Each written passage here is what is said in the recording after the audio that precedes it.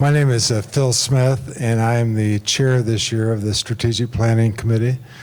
And I would like to welcome you to this, our third of 3 town hall meetings in which we've been discussing with the membership the process that we're going through this year in developing recommendations that will go to the board and will update our community club's strategic plan, our 5-year plan. So I appreciate you coming out on this fine day and spending some time with us. Before we begin, I want to introduce the Strategic Planning Committee members that are here. And John Yulberg, Jim Grease, Bill Booth, David Bell, and Steve Crane. Yes, on the end. I almost introduced you, Pat. You always show up. It's like a bad habit. Okay, so what we're going to do today is that we're going to, first of all, summarize. One of the, Ken Farrell back here is our board liaison, and then I saw Steve Smith come in. Steve, where are you at? There you are. Okay, Steve in the back, he's the president of the board this year. And I think that's all the board members that are here. So, where? They're hiding. Ah, Jeannie, okay. Jeannie Miller? And where's Bruce? Okay, you shouldn't be sitting in the back. Welcome. So what we're going to do is that we're going to, first of all, summarize some of the activities that we've had or gone through for the year, and then talk about these recommendations that we're going to be making to the board. These are tentative recommendations. We've done a lot of outreach during the course of this year. We've met with a lot of different groups. We've met with Wyndham. We've met with Fairfield Homes. We've met with the community club administration, and offered to trying to get their insights and impact statements in terms of what they think we should be doing, what the major priorities are, and all of that. We've also had a lot of discussions with the board to get their concerns and ideas so we can address those. So once we finish this process, we will finalize our recommendations. Then they will go to the board at the annual meeting on September 20th. So Bill, I'd like to introduce you at this point. Most of you know Bill Booth. He did our first town hall meeting talking about emerging trends. He's going to summarize the first 2, just do a quick summary of the first 2 meetings we had. And then David's going to talk about our recommendations. Perfect. Thank you. Good afternoon, everybody. Thanks for coming today. I hope everybody can hear me okay. Great. Well, those of you who were here for the first 2, this will be a quick review of the town hall meetings that we had and the process that we're going through. You can see the 3 steps here. We're going to start with emerging. Well, first of all, let's talk about us. There have been some questions about the committee and what we're about and how we operate, so we'll review that real briefly here for you. We'll talk about our structure, transparency, and responsibilities, how the Strategic Planning Committee operates. First of all, we have 9 members. We are appointed by the board. We have 3-year terms. We meet twice a month. We have a workshop, and then we have a meeting every month, sometimes more frequently when we have something like this going on. We've been meeting more often. And we do report to the board every other month. A little bit about working with us as residents and members. We make presentations to the board that are open to the public. So if you come to a board meeting and we're making a presentation to the board, you can be there, you can hear what we're presenting, you can ask questions, give input. We do these town hall meetings. This is the third of 3 to present information to you and solicit questions and feedback. And some people have asked, well, what happens with that information? And what you'll see is if you have provided specific feedback, most of the time you'll see it reflected in the next meeting, because we take that very seriously. The feedback that we receive from the residents and from the members is valued, and we add that into the process. We do have a published strategic plan. It's available to all of you out on the website, and that's being updated. That will be updated significantly after we make the recommendations to the board, and we go back and forth on that. Then we will modify the strategic plan with those recommendations. You can also schedule a meeting with us. You can contact us if you want to come to one of our meetings and present an idea, ask a question, whatever you would like to do. you're welcome to do that. So we do the best we can to incorporate feedback from the community, from all of you, to be able to make sure that you're a part of the strategy. And you might remember the survey that we did last year, talking about the vision and mission statements and the core values, all sent out to the community with thousands of responses back to the survey. We are guided by these. When we are talking strategy, when we are looking at options, when we are looking at issues and resolutions, we're always guided by these. So what are our responsibilities? One thing about strategy is it is forward-looking. We have a management team of experienced professional people to deal with day-to-day operations. We have a board of directors that also does a lot of that. Our job is to look out into the future and try to understand what's going to be coming our way and plan for that so that we don't have surprises, so that we as residents here have a good idea of what we can expect coming down the road and how we're going to deal with it. So what we've been doing is looking at national and local trends that are likely to affect the Glade in the next 10 years. We have, in the survey done last year, the core values and key principles were identified. You see them here. And the issues, all of that came about. And then strategic initiatives is what we're about today, what's going to happen, and David's going to present these after I give you a quick overview of the first two town halls. He's going to be presenting to you the actual recommendations and the strategic initiatives that we are recommending to the board, looking for your feedback today before they act on anything, as to what we think makes sense going forward over the next few years. So I'm sure by now everybody's pretty familiar with the vision and mission. Again, it's restated up here. Growing resort retirement community, one of the best value master plan communities in the U.S. is the vision. The mission is to continuously improve the lifestyle and the experience and promote a strong sense of community. This is the process that we're going through, and we've completed the emerging trends and the strengths, weaknesses, and opportunities and threats analysis, and we'll be focusing on the third one. But just to give you, for those of you who maybe didn't have a chance to attend the previous meetings, a very quick update on the results of the first two town halls. The first one was focused on national and Glade-specific emerging trends. We did our research in January and February of this year, so this data is very current. And we looked at a lot of data from a lot of sources, government, various think tanks and study groups, and et cetera, plus our own data from the survey and our own demographics. And on February 26th, we were here in this room and presented the key data that we gathered. We got a lot of opinions and a lot of feedback from you all that flowed into the next meeting. Here are some of the conclusions that we came out with. Most, you can see 88% of the folks who will be moving here to the Glade in the next 10 years will be baby boomers. And based on what we know about their incomes, they will be able to afford to live here. That's one combination of 9 out of 10 will be a boomer. By the way, some statistics we had, 10,000 boomers are retiring a day for the next 15 years. We're looking at 10 years. So we got a huge number of people who are retiring. We're going to get our fair share here. We think home sales will continue to create an influx of new boomer residents, and not only home sales, but just resales. I think we're somewhere in the 400 to 500 per year. That means we got 400 to 500 new couples, families, folks coming in here. That's a lot of new people coming every year, and they're going to be boomers, and they're going to be able to afford to live here. Our member dues are among the lowest for competitive communities. We looked at 75 communities that are we would consider to be competitive to us in the southeast area of the United States. It's a tough comparison if you remember from our presentation.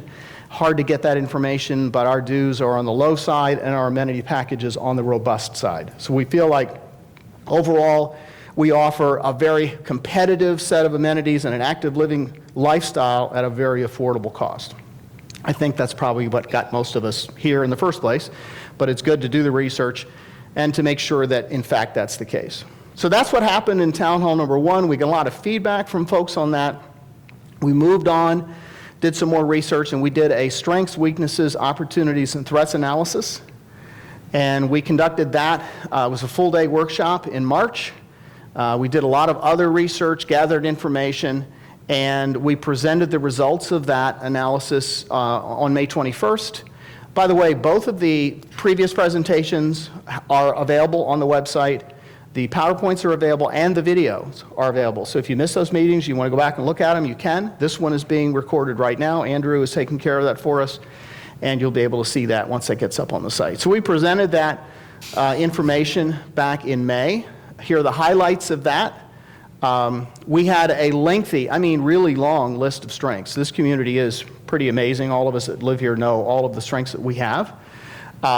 Compared to other communities, longer, deeper, stronger strengths really than a lot of other communities. We had a pretty short list of weaknesses, but most notably aging amenities and infrastructure and operations such as food and beverage were considered weaknesses. There were others. We'll go into some of those with our recommendations. We had a number of opportunities that we feel we can embrace, like modernizing the amenities or potentially adding new ones, along with encouraging commercial growth within the Glade, such as the addition of a village center or a master plan or something like that. We'll be talking, David will be talking about that. And we also identified some significant threats, most notably access to specialized health care, improving the emergency services, workforce availability, we're all aware of that, and control of fresh drinking water. And as with all threats, the thing we have to keep in mind is we can influence those, but it's a threat because we can't control it. If we could control it, we would consider it a weakness. A weakness is something we can do something about directly. An opportunity is something we might be able to do something about, but a threat is something that we can only influence. It's controlled by some outside entity. So that's the review of those. I'm going to turn this over to David. He's going to walk you through the updates, the recommended strategies. And David, it's all yours. Good afternoon.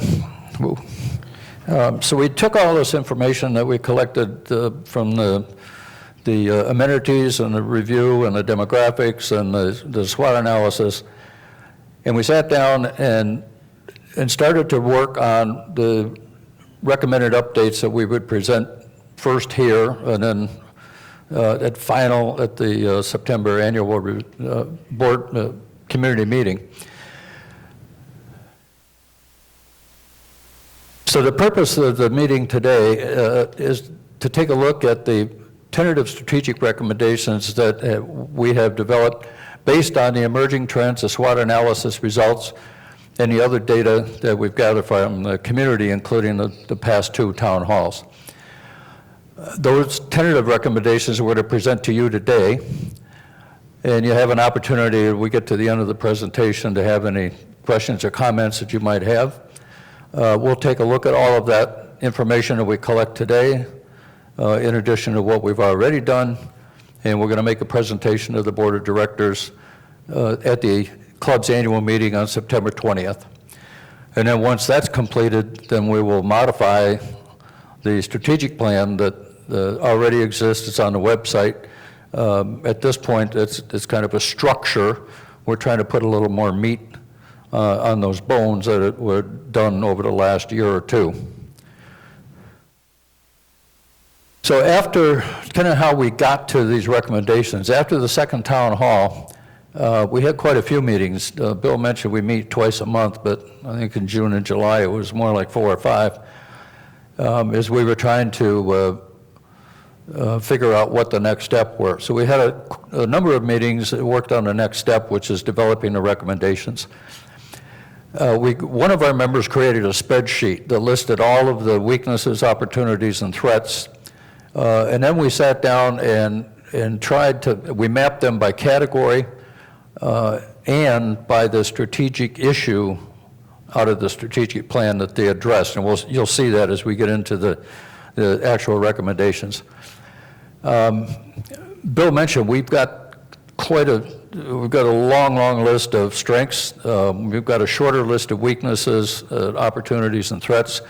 But we needed some way there were too many to tackle. You can't eat the whole elephant in one bite. So we spent quite a bit of time looking at how we weight, how we're going to figure out which of these items are most important, the highest priority, and the ones that we should attract first. So what we developed was a weighting structure. And you can see we looked at investment, the time to implement, impact on property values, member satisfaction, the complexity of implementation, and the control, how much control we exercise over implementing a recommendation. And you can see we very heavily weighted it towards the two items, the impact on property value and member satisfaction. We assigned 70%. Now, you can quarrel with that percentage, I guess, but we think those two items are critical. So that's where we put the majority of the weight. Then the priority was given to those that have the highest impact in developing the recommendations. Although we're only going to review, we've got 5 recommendations to review and some bullet items under each one. We got a lot more than 5 things on our spreadsheet. All of that data is going to be kept, and we're going to I guess you would call it reiterate. We're going to go through this process next year or the year after. So each year as we continue to go through this reanalysis and SWOT and development of recommendations, and we're going to have an already standing list of items that we can address that we haven't gotten to yet, in addition to anything else that might come up. So recommendation number 1 has to do with, in the strategic plan, strategic issue number 1, which is land use. So our recommendation is to pursue the development of a comprehensive Fairfield Glade community master plan with community stakeholders, and we're not the only ones that have some say in this. So we've got ourselves, the club, the developer, Wyndham, and the county, because the county's got a number of lots that have gone into default for taxes. The comprehensive Fairfield Glade Community Master Plan should give consideration to land use for the following activities: the phased expansion of Robert Hood Park, and then land use plans for the community club-owned property, for the developer-owned property, for Wyndham property, and continue to work with the county on land use plan for the defaulted lots in the Glade. We've set a goal of having a preliminary plan, master plan targeted for review by June, the end of June next year. And the strategic planning committee is going to lead the development of this master plan. Along with, of course, we're going to have to meet with all of the other stakeholders involved in this. The second recommendation also has to do with land use, and that's to pursue the creation of an ad hoc commercial development committee. That's something we do not currently have, which would include the participation by members of the club, the developer, Wyndham, local government officials. The idea would be that this committee would work on a creation of a comprehensive commercial development strategy that would be consistent with the strategic plan and the community master plan. And they should give consideration to expanding the use of public-private ventures that would include the encouragement of the development of a new town center, or village center complex, evaluate the opportunities for attracting additional businesses into Fairfield Glade, pursue opportunities to improve the internet service in Fairfield Glade. In fact, one of the realtors told us that one of the biggest complaints they get is with the quality of internet available. And then working with the county and the Chamber of Commerce to explore alternatives to attract and retain a qualified workforce. One of the big issues hindering home building in particular is not being able to attract enough qualified construction people to do all the work that the housing people are able to do or would like to do. So the creation of the Ad Hoc Commercial Development Committee should be targeted by the end of the year, and that's a board of directors' responsibility. They'd have to appoint these people, with a preliminary draft of their strategy to be targeted for presentation at the club's annual meeting in September of next year. So just over a year from now. The third recommendation has to do with strategic issue number 9, which is financial. And the recommendation is to pursue a long-range financial stability plan that anticipates community asset repair and maintenance funding, plus amenity improvement and additions, balances increasing reserve levels, conservative future borrowing, and regional member dues increases. So the financial stability plan should give consideration to the following funding strategies: balancing debt service and reserves, encouraging and supporting innovative approaches to reduce amenity subsidies, explore new revenue sources to supplement overall club funding, and explore additional indoor activities to increase off-season revenues. A preliminary draft of the financial stability plan should be targeted for presentation at the club's annual meeting in September next year. And the Financial Advisory Committee, which already exists, will lead the addressing this recommendation. The fourth recommendation has to do with strategic issue 8, which is amenities, and that is to pursue the creation of an amenity development plan that complements the community master plan, including planned upgrades to existing amenities and the addition of new amenities, which are consistent with emerging trends within the master plan resort and retirement communities. As Bill mentioned, we're already doing very, very well when we compare ourselves to other like communities in the southeast part of the country. The amenity development plan should be consistent with the master plan and give consideration to, number one, relocate the bocce ball facilities, which are out by the leaf dump. Work with Covenant to improve the fitness center. There have been some concerns about whether the equipment that they have there is up to date and as good as it should be.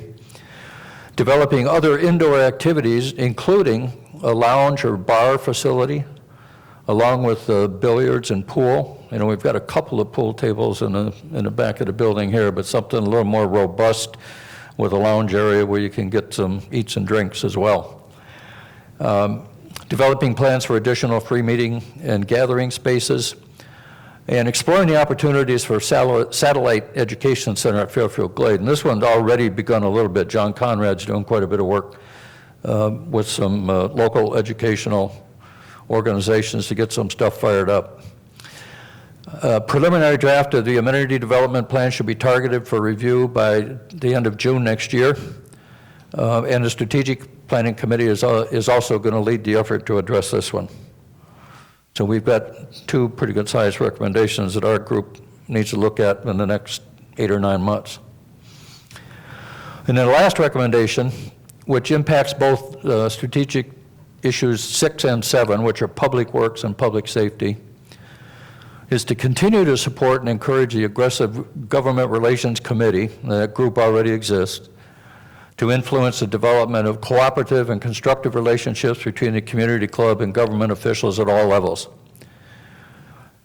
Continue to advocate on behalf of the community club to achieve positive outcomes that benefit Fairfield Glade residents. And the relations efforts should be give consideration to continuing to work with Equality to improve public safety services, work with Crab Orchard Utility on fresh water resources. There's some work going on with that already, but we want to continue to stay involved with that. Continue to work on measures to improve the appearance of P. Ryan Road, which you probably know is scheduled for completion by the end of November next year.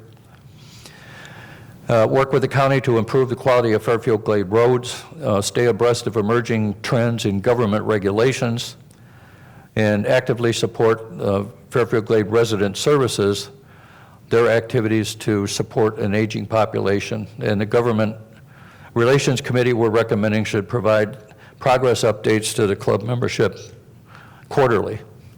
So those are our recommendations, and we would, amongst the 6 or 7 of us that are here, we'll be happy to take any questions you have or any comments. We've got some microphones up here. If you have a question or a comment, we'd appreciate it if you'd stand and use one of the microphones so that everybody can hear. One of the things we can do also is we can flip back and forth in these slides to get to a particular recommendation if you wanted to speak to that recommendation, or if there's something completely different that's not involved in any of the recommendations we've made, we certainly want to hear that from you. So comments, suggestions, reactions. Yes, ma'am.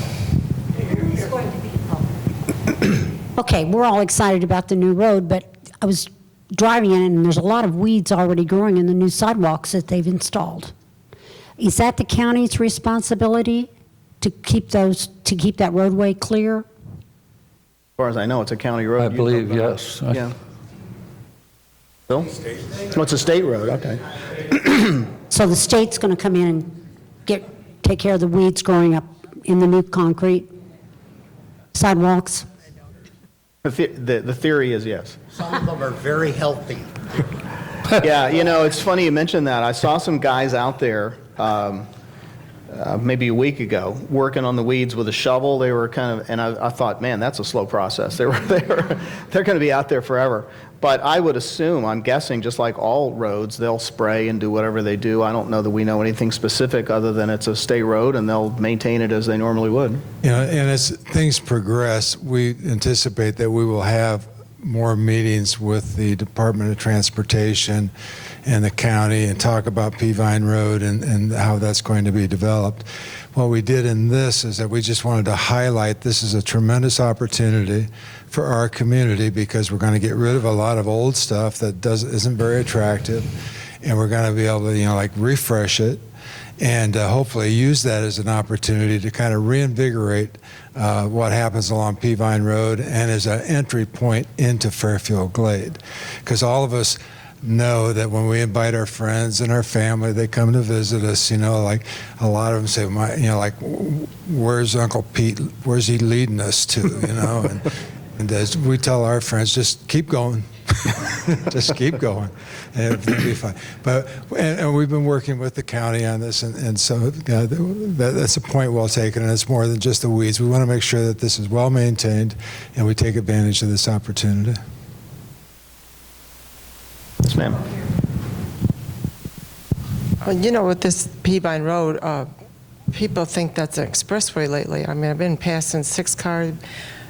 Will the police be monitoring it more and more? I mean, it's kind of getting dangerous. They're pressing you on the left, and do you know how they're going to keep watching that? Well, we actually, you know, We have an expert on that right here that's going to help you with that. just show your driver's license, and we can get. Okay, so our agency actually receives a grant through the state, and part of that is for driver safety. It's geared towards senior drivers, but also in all of the community for safety. Part of that is we get granted money for enforcement. Right now, we're at the last quarter. The next quarter will start in October. So we'll get more money, hopefully, if we receive the grant. As of right now, I have not gotten notice if we do have the grant or not. For this last quarter, we have about $2,000 left for overtime money. And part of that, I have instructed our guys to monitor Peavine through enforcement, through overtime, and also during their daily patrols. And I do have a statistical analysis done on citations that we do issue, and I would say 90% of the citations that we issue are off of Peavine. So we do monitor them, but you have to understand we cannot be there 100%. We also have to respond to calls, but we are monitoring and we are increasing it. And as the project continues, we will continue as well. So the chief does, every so often doing his chief's report, we try to highlight different safety issues, and speed is one of them. The last speed publication that he made, I believe, was about 2 months ago, but we try to rotate the safety concerns, and I will bring it to his table, to his desk, that you are concerned about speed, and maybe in an upcoming publication we can address that again. Does that answer your question? Thank you. Absolutely. Gentleman here. Then we'll go over to this gentleman here. Okay, I've got 2 questions. One is, are they going to be putting up a new enter to the Fairfield Glade Resort further down on Peavine Road? I saw in the paper somebody had recommended something about a signage, but the board either turned it down or nothing happened about it. Because I see they took where that curb where the bakery is over there. There used to be a signage up there. That's gone. There will be signage, but we have board members here who might be able to. Ken, do you want to address that? or- Let me ask a second question. Sure, When- welcome. If and when Peavine Road is done, I wouldn't say if, but when Peavine Road is done, Yes, let's say when. is it going to go back to 45 all the way, including through the Glade? This lady would know. Not sure on the speed limit? Okay, we'll try to find out for you during the meeting. Good Thank question. Ken, did you want to address the sign situation? The sign that was there that was by the LSTs, okay, that was rotting and falling apart. So that was removed due to the work that's being done in that area, okay? The plans are to put a new entry sign down at the curve